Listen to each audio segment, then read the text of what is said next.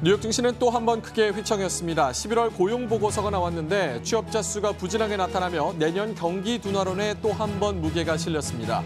S&P 500 지수는 추세적인 약세장 신호인 데드 크로스를 형성했고 투자자들은 개별 종목 옥석 가리기에 나섰습니다.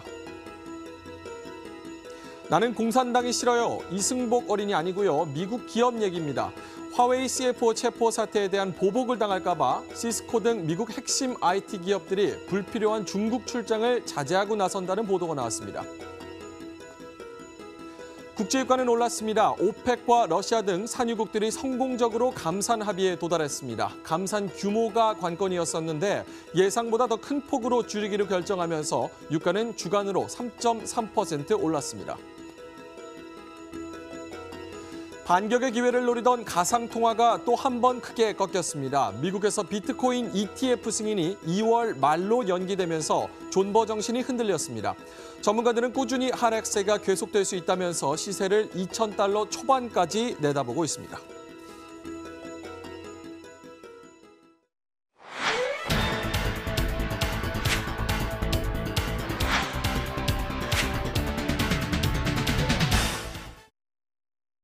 네, 12월 10일 머니투데이 글로벌 랩 시작하겠습니다. 날도 춥고 12월인데 크리스마스 분위기도 안 나고 시장도 힘들고 참 축 처지는 그런 상황이 계속되고 있습니다. 이럴 때일수록 좀 더 힘을 내셔서 저희 머니투데이 글로벌 랩과 신중한 시장 전략 잘 세워보시기 바라겠습니다. 저희 글로벌 랩 유튜브, 구글 그리고 네이버에 검색하시거나 아니면은 013-3366-8288번으로 방송 보시고 문자 주시면 저희 전문가분들, 연구원분들이 상세하게 답변을 드리도록 하겠습니다. 자, 지난주 마지막 거래를 마감한 뉴욕 증시는 또 한 번 떨어졌습니다. 2%에서 3% 가까이 하락하는 모습이었는데요. 주목됐던 미국의 고용 보고서가 예상보다 더 부진하게 나타났습니다. 이로 인해서 미국의 경기가 둔화가 되고 있다. 내년부터 본격적으로 경기가 둔화가 될 것이라는 경기 둔화론에 또 한 번의 무게가 실렸습니다. 여기에 화웨이 CFO 체포 사태로 불확실성이 하나 더 추가되면서 투심이 약해졌다는 평가가 나오고 있습니다. 다우존스와 S&P 500은 2%대 약세를 보였고요. 대형 IT 기업들이 하락하면서 나스닥이 3% 넘게 하락하는 모습이었습니다. 이렇게 시장이 부진하게 나타나면서 개별적인 종목 옥석 가리기에 나섰는데요. 가장 활발하게 움직인 특징주 살펴보도록 하겠습니다. 먼저 나스닥에 상장되어 있는 콘크리트 펌핑이라는 회사가 74%가량 올랐습니다. 장외 종목 아니고요. 뉴욕 증시에 정식으로 상장되어 있는 종목이라는 것 좀 참고를 해보셔야겠고요. 두 번째로는 또 나스닥에 상장되어 있는 도모, 이 소프트웨어 클라우드 업체죠. 30% 오르는 모습. 그리고 마지막으로 옥지프, 자산운용사죠. 29% 급등하면서 마감하는 모습이었습니다. 자, 일요일 날 개장해서 글로벌 주말 상황을 가장 먼저 반영하는 게 바로 중동지수인데요. 중동지수 살펴보도록 하겠습니다. 중동 3대 지수는 전체적으로 선방하는 그런 모습을 보였습니다. 이따가도 말씀을 드리겠지만 지난주 오펙 감산 합의가 주요국들이 원하는 대로 성공적으로 감산 합의가 이뤄졌다라는 평가가 나오면서 좀 중동 주가들은 이 부분을 좀 호재로 받아들여주면서 낙폭을 많이 줄였습니다. 대부분 글로벌 증시 낙폭에 비해서 좀 선방했다라는 평가가 나오고 있고요. 특히나 시끄러웠던 사우디 같은 경우는 그동안 홀딩됐던 투자 컨퍼런스를 다시 개최한다는 소식에 가장 선방하는 모습을 보였습니다. 자, MSCI 한국 지수 살펴보도록 하겠습니다. 외국인들이 추종하는 우리나라 적정 지수, MSCI 한국 지수는 2% 넘게 밀렸습니다. 뉴욕 증권거래소에 상장되어 있는 MSCI 한국 지수는 2.1% 약세로 마감을 했습니다. 퍼스트 트러스트 지수 살펴보겠습니다. 나스닥에 상장이 되어 있는데요. 이 부분은 좀 선방을 하면서 0.5%가량 하락했고요. SK텔레콤이 4%, LG유플러스, 한국타이어, 롯데케미칼이 2%에서 3% 구성이 되어 있습니다. 자, 마지막으로 풀콜 레시오는 1.17이었는데요. 보시다시피 풋이 더 컸다는 뜻이죠. 15거래일 만에 풋의 비중이 가장 큰 수치로 나타나서 지수의 하방 압력이 가해졌습니다. 자, 글로벌 시장 상황 어땠는지 디테일하게 알아보도록 하겠습니다. 시황센터의 유름 앵커 연결합니다.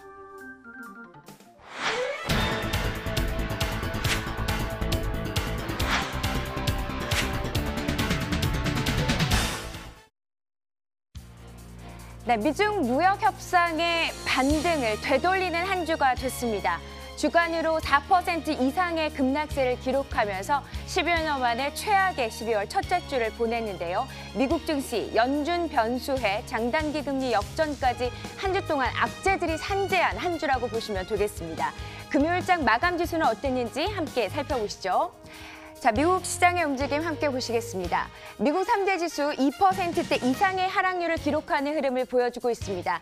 다우지수가 2.2% 이상 하락하면서 24,000선 기록하고 있고요. 자, 나스닥 지수 3.05% 하락하면서 7,000선을 내주는 흐름을 보여주고 있죠. S&P 500 지수 역시 2.3%대의 약세를 기록하면서 마무리했습니다.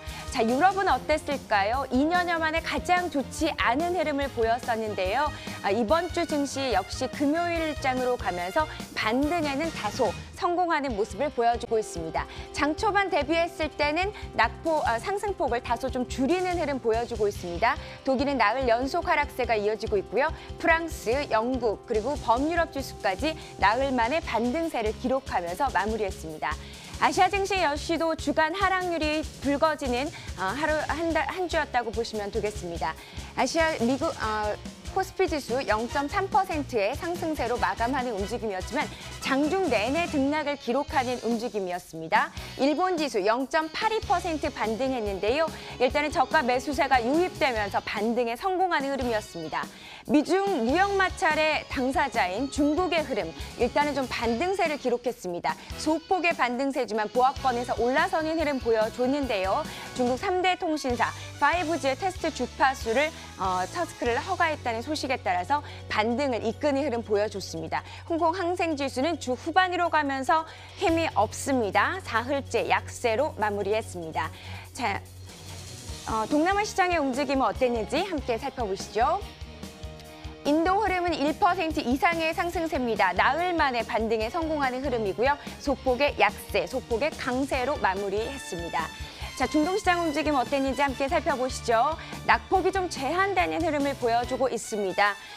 이스라엘 지수가 0.22%, 사우디 0.12%, 아부다비 역시 0.82%로 낙폭 크지 않은데요. 우리 시장에 어느 정도 영향을 줄 수 있을지 조금 더 지켜보도록 하겠습니다.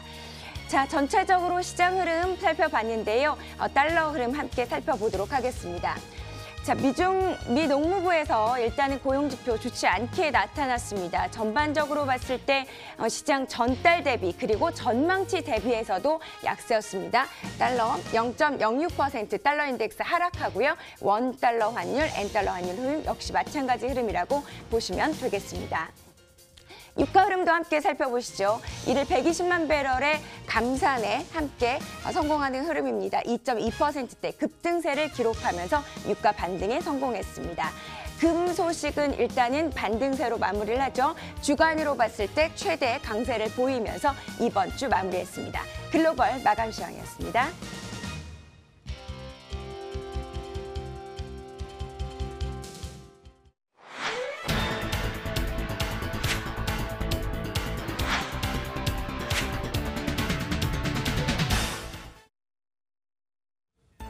오늘 월요일 아침입니다. 힘차게 출발하고 싶지만 지금 밖에 날씨도 너무 춥고 또 투심도 같이 냉각되어 있습니다. 우리나라뿐만 아니라 미국도 또 날씨와 동조화를 나타내면서 뉴욕이 지금 예상 밖의 한파로 몸살을 앓고 있다고 하네요. 자, 이런 분위기 속에서도 월가에서는 국내 종목들이 빛을 발하는 지난 마지막 거래였습니다. 함께 살펴보실까요? 오늘은 반가운 세 종목이 월가에서 투자 의견 상향의 혜택을 받았고 이 DR물이 현지에서 1%대에 올랐습니다. 먼저 한국전력에 대해서 모간 스탠리에서는 시장 비중 확대로 한 단계 올려잡았습니다. 여기에 따라서 뉴욕에 상장되어 있는 한전 DR물은 1.1% 오르면서 13달러 75센트의 거래를 마쳤습니다. 한마디로 미국 증시를 완전히 아웃퍼폼한 흐름이었죠. 다음 KT 보겠습니다.